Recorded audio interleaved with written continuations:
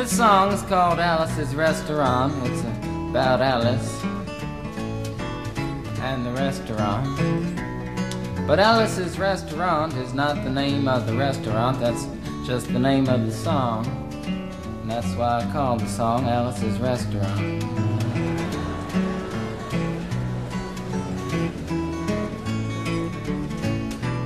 You can get anything you want at Alice's Restaurant. You can get anything you want at Alice's Restaurant. Walk right in, it's around the back, just a half a mile from the railroad track. And you can get anything you want at Alice's Restaurant.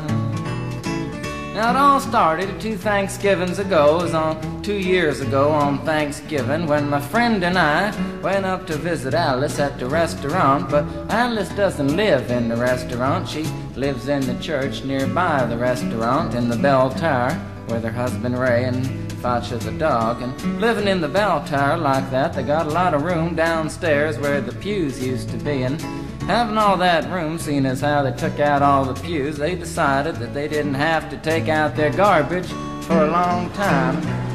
We got up there, we found all the garbage in there, and we decided it'd be a friendly gesture for us to take the garbage down to the city dump. So we took the half a ton of garbage, put it in the back of a red VW microbus, took shovels and rakes and implements of destruction, and headed on toward the city dump. Well, we got there, and there's a big sign and a chain across the dump saying closed on Thanksgiving. And we had never heard of a dump closed on Thanksgiving before, and with tears in our eyes, we drove off into the sunset looking for another place to put the garbage. We didn't find one till we came to a side road, and off the side of the side road was another 15-foot cliff, and at the bottom of the cliff was another pile of garbage. And we decided that one big pile was better than 2 little piles, and rather than bring that one up, we decided to throw ours down. That's what we did. Drove back to the church, had a Thanksgiving dinner that couldn't be beat, went to sleep and didn't get up until the next morning when we got a phone call from Officer Obie.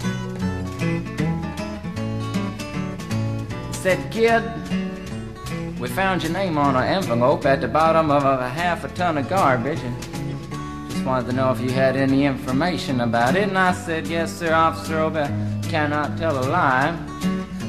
I put that envelope under that garbage."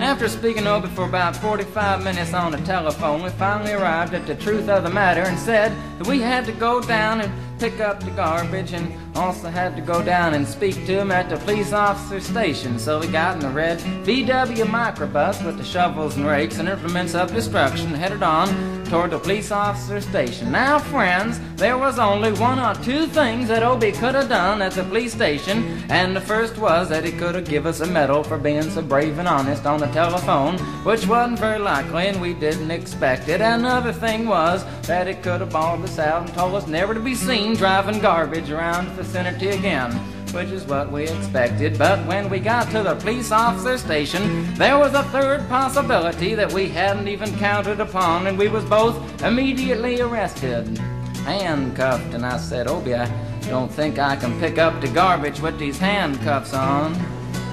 He said, "Shut up, kid. Get in the back of the patrol car," and that's what we did, and sat in the back of the patrol car and drove to the, quote, "scene of the crime," unquote. I want to tell you about the town of Stockbridge, Massachusetts, where this happened. Here they got 3 stop signs, 2 police officers and 1 police car. But when we got to the scene of the crime, there was 5 police officers and 3 police cars, being the biggest crime of the last 50 years, and everybody wanted to get in the newspaper story about it. And they was using up all kinds of cop equipment that they had hanging around the police officer station. They was taking plaster tire track footprints, dog-smelling prints, and they took 27 8x10 color glossy photographs with circles and arrows and a paragraph on the back of each one explaining what each one was to be used as evidence against us. Took pictures of the approach, the getaway, the northwest corner, the southwest corner, and that's not to mention the aerial photography. After the ordeal, we went back to the jail. Obie said he was going to put us in the cell. Said, "Kid, I'm going to put you in the cell. I want your wallet and your belt." And I said, "Obie, I can understand you want my wallet so I don't have any money to spend in the cell, but what do you want my belt for?" And it said, "Kid, we don't want any hangings." I said, "Obie, did you think I was going to hang myself for littering?" Obie said he was making sure, and friends Obie was, 'cause he took out the toilet seat so I couldn't hit myself over the head and drown. And he took out the toilet paper so I couldn't bend the bars, roll the toilet paper out the window, slide down the roll, and have an escape. Obie was making sure, and it was about 4 or 5 hours later that Alice, remember Alice? It's a song about Alice. Alice came by and with a few nasty words to Obie on the side, bailed us out of jail. We went back to the church, had another Thanksgiving dinner that couldn't be beat, and didn't get up until the next morning when we all had to go to court. We walked in, sat down. Obie came in with the 27 8x10 colored glossy pictures with the circles and arrows and a paragraph on the back each one. Sat down. Man came in, said, "All rise." We all stood up, and Obie stood up with the 27 8x10 colored glossy pictures, and the judge walked in, sat down with the seeing-eyed dog, and he sat down. We sat down. Obie looked at the seeing-eyed dog. Then the 27 8x10 colored glossy pictures with the circles and arrows and a paragraph on the back of each one, and looked at the seeing-eyed dog. And then the 27 8x10 colored glossy pictures with the circles and arrows and a paragraph on the back of each one, and began to cry, 'cause Obie came to the realization that it was a typical case of American blind justice, and there wasn't nothing he could do about it. And the judge wasn't going to look at the 27 8x10 colored glossy pictures with the circles and arrows and a paragraph on the back of each one explaining what each one was to be used as evidence against us. And we was fined $50 and had to pick up the garbage in the snow, but that's not what I came to tell you about. Came to talk about the draft. We got a building down New York City. It's called Whitehall Street, where you walk in and you get injected, inspected, detected, infected, neglected, and selected. I went down to get my physical examination one day, and I walked in, I sat down, got good and drunk the night before, so I looked and felt my best when I went in that morning. 'Cause I wanted to look like the all-American kid from New York City.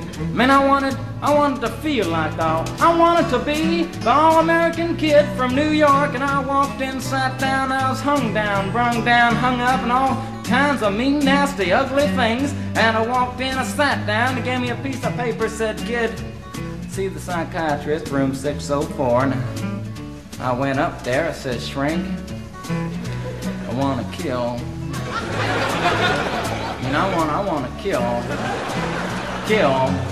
I want to see blood and gore and guts and veins in my teeth. Eat dead, burnt bodies. I mean, kill. And I started jumping up and down, yelling, kill.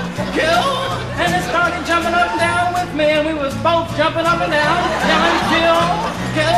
And the sergeant came over, pinned the medal on me, set me down the hall, said, "You're our boy." And didn't feel too good about it.